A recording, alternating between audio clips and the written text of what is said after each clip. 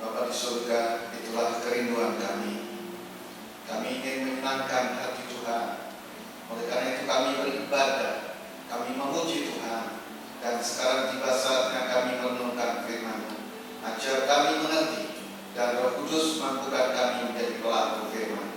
Dalam nama Tuhan Yesus kami berdoa, sama-sama kita katakan amin. Sekarang duduk. Salam. Mari kita membaca dari 1 Yohanes pasal 2 ayat 1 sampai ayat 6.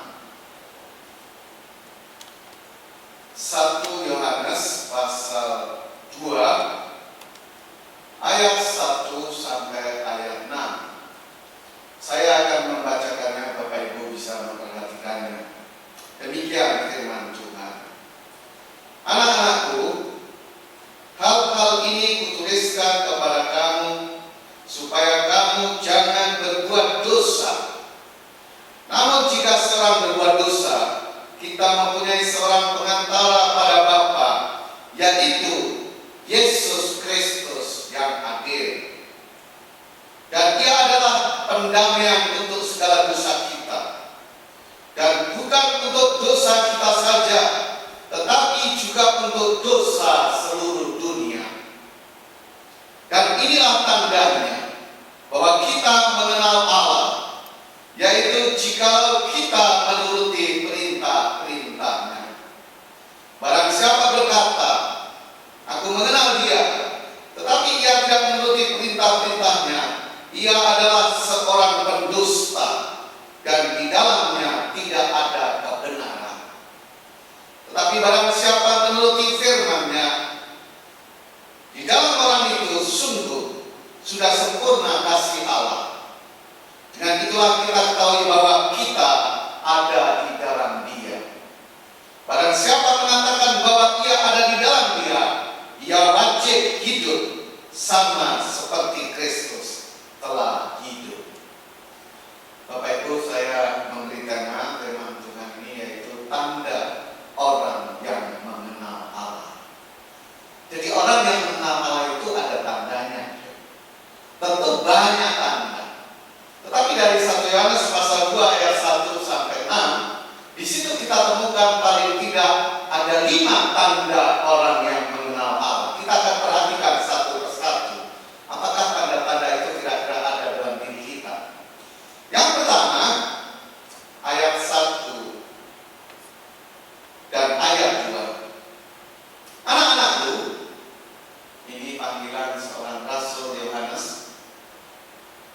Rasul Yohanes salah satu rasul, tetapi dia yang paling belakangan meninggal. Yang lain sudah meninggal.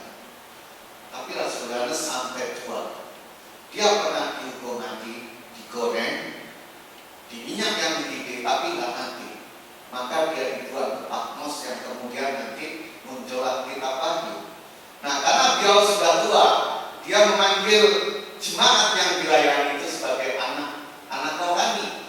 Makanya dia katakan, anak-anakku, hal-hal ini kutuliskan kepada kamu supaya kamu jangan berbuat dosa. Namun jika seorang berbuat dosa, kita mempunyai seorang pengantara pada Bapa, yaitu Yesus Kristus yang adil. Dan Dia adalah pendamaian untuk segala dosa kita, dan bukan untuk dosa kita saja, tetapi juga untuk dosa seluruh dunia. Jadi intinya Bapak Ibu, karena Rasul Yohanes seorang yang senior menasihati jemaat supaya jangan berbuat dosa, maka orang yang mengenal Allah pasti tidak mau berbuat dosa. Nah, tidak berbuat dosa itu berarti menjaga kekudusan. Bapak Ibu, dosa itu bukan hanya mencuri, bukan hanya menipu, bukan hanya korupsi, bukan hanya berantem. Dalam bahasa Yunani dikatakan hamartia. Hamartia itu kalau diterjemahkan secara harafiah artinya menyimpang dari sasaran. Jadi kalau seorang pegang anak panah dilepaskan, menyimpang, itu disebut hamartia, dosa. Jadi kalau Bapak Ibu Tuhan menetapkan Anda jadi pengusaha, lalu Anda tinggalkan usaha itu, Anda jadi pendeta dosa. Nanti jadi pendeta pikirannya duit melulu. Tapi kalau Tuhan tetapkan Anda jadi pendeta, Anda jadi pengusaha dosa. Karena menyimpang dari sasaran Tuhan. Makanya orang yang mengenal Allah, dia tidak mau berbuat dosa. Dia selalu menjaga kekudusan. Bapak Ibu ingat, berkat Tuhan itu kudus. Kalau kita hidup kudus tanpa mengejar-ngejar berkat, pasti berkat.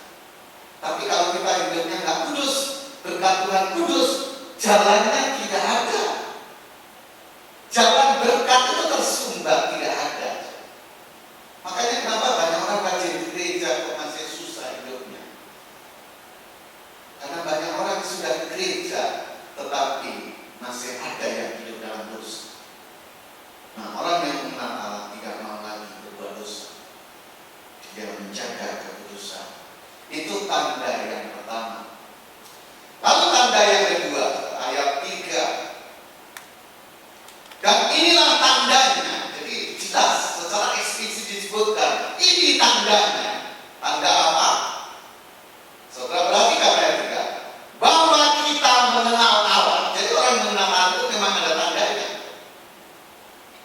Di samping tidak mau berbuat dosa, dalam ayat 3 dikatakan, yaitu jikalau kita menuruti perintah-perintahnya.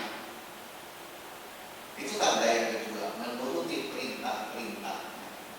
Artinya saudara, orang yang mengenal Allah itu pasti taat kepada Allah, karena dia menuruti perintah-perintahnya. Dan perintah Tuhan itu saudara banyak sekali. Misalnya dalam keluarga, perintah Tuhan terhadap suami supaya mengasihi istri. Jadi kalau ada suami tidak mengasihi istri, dia tidak menuruti perintah Allah. Kalau dia tidak menuruti perintah Allah, dia belum mengenal Allah. Tuhan juga berfirman supaya istri tunduk kepada suami. Itu perintah Tuhan. Jadi kalau ada istri berusaha menundukkan suami, itu sama dengan mengkudeta Tuhan. Tidak menuruti perintah Allah. Nah, anak-anak juga harus menghormati ayah dan ibu. Jadi kalau anak-anak tidak menghormati ayah dan ibu, mereka membantah.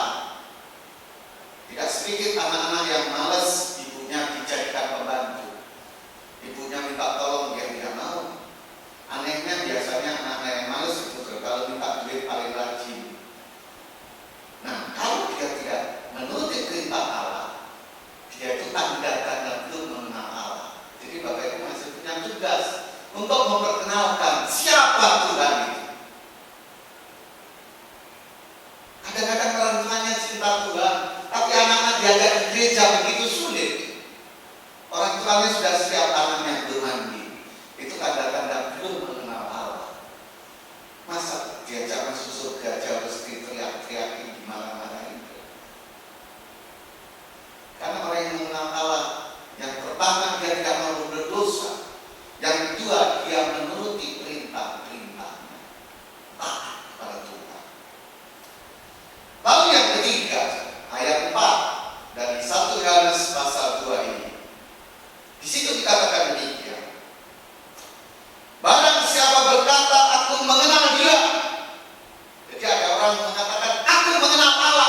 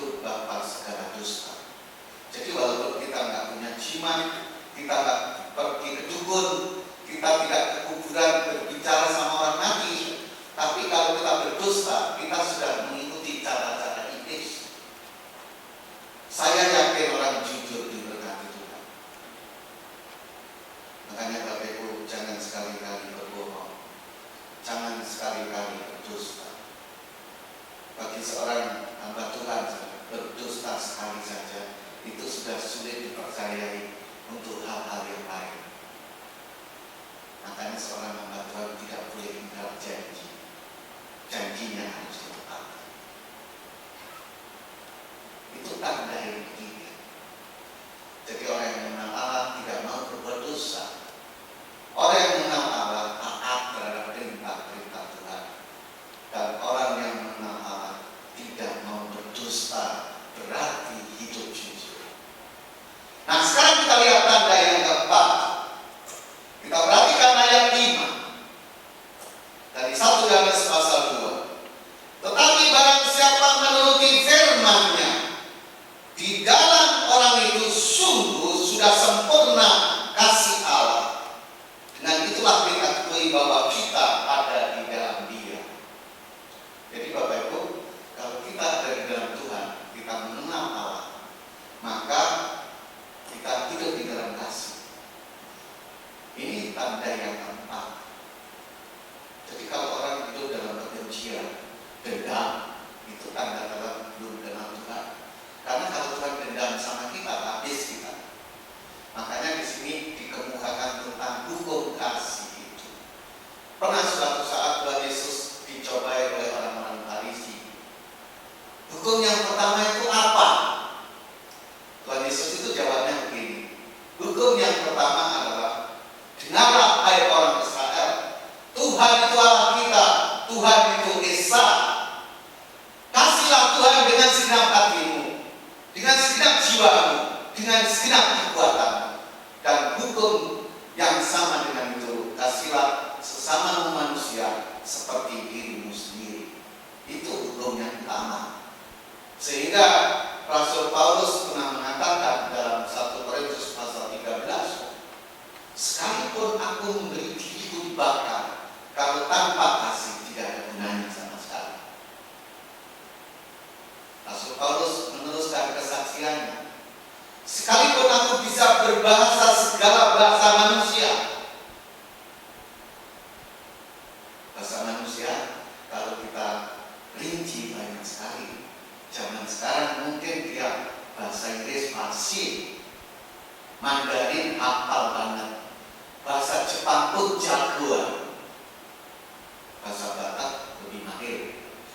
Tapi kalau tanpa kasih, tidak ada gunanya sama sekali.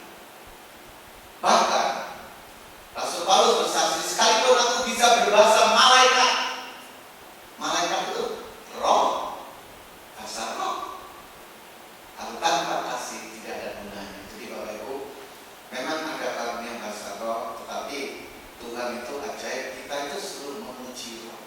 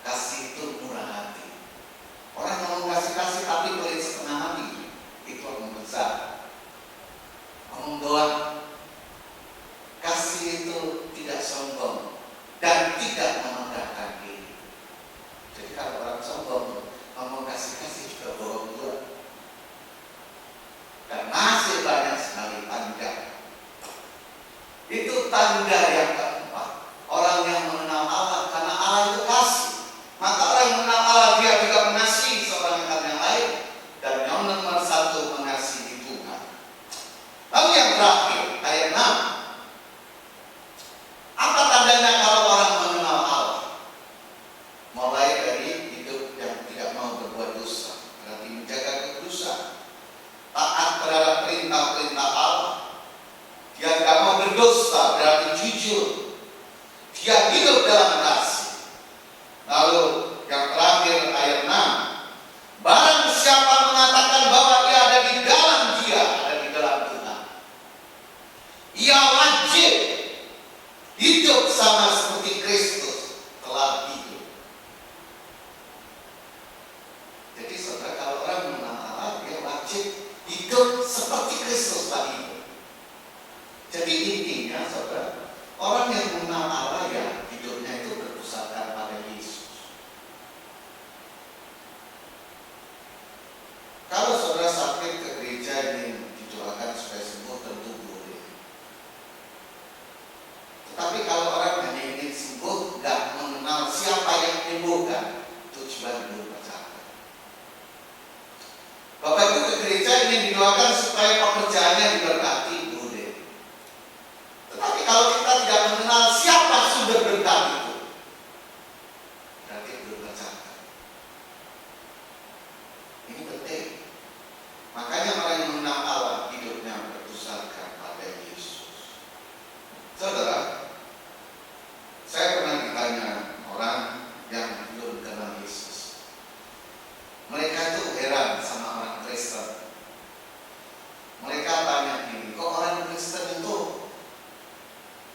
menjadikan manusia jadi Allah? Kok manusia jadi Allah? Apa nggak keliru? Kan Yesus itu manusia, bapak ibunya jelas. Ada Yusuf, ada Maria. Dia pernah dilahirkan. Dia kecil, dia besar. Dia ngantuk, dia tidur. Dia marah, dia makan. Lalu dia mati. Kan manusia ya. Kenapa manusia jadi Tuhan? Saudara, dalam iman Kristen tidak ada ajaran manusia jadi Tuhan. Yang ada justru Tuhan jadi manusia. Karena kalau Allah tidak jadi manusia, manusia tidak mengenal Allah. Karena Allah itu bertata di surga. Siapa yang bisa pergi ke surga? Tidak ada. Makanya Allah turun ke bumi jadi manusia, itu adalah Yesus. Kalau Yesus bukan Allah, dia tidak boleh disembah. Makanya orang mengenal Allah hidupnya berpusatkan pada Yesus. Saya yakin kalau orang mengenal Yesus, dia punya segalanya. Yesus cukup bagi kita. Karena dialah tabib yang menyembuhkan.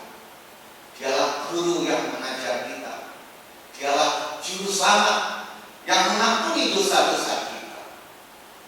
Jadi Bapak Ibu, apapun kerinduan kita, kita harus ingat yang bisa memberi jawaban itu Tuhan Yesus. Jadi Bapak Ibu tidak salah kalau saudara sudah percaya Yesus, itu anugerah yang besar.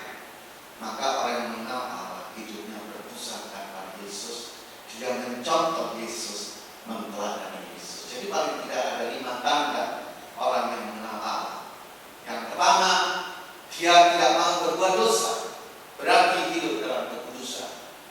Yang kedua, dia menuruti perintah-perintahnya, berarti dia taat terhadap firman Tuhan. Yang ketiga, dia tidak mau berdosa, berarti hidup jujur. Yang keempat, dia hidup dalam kasih. Dan yang kelima, orang yang mengenal Allah hidupnya berpusatkan pada Yesus. Dan Yesus yang punya surga. Maka orang yang hidupnya berpusatkan pada Yesus, endingnya akan masuk surga. Mari kita berdoa. Bapa di surga, kami mengucap syukur, meteraikan firman-Mu dalam hidup kami, supaya kami tidak hanya mengaku-ngaku sebagai orang yang mengenal Allah, padahal kami tidak taat pada firman-Mu.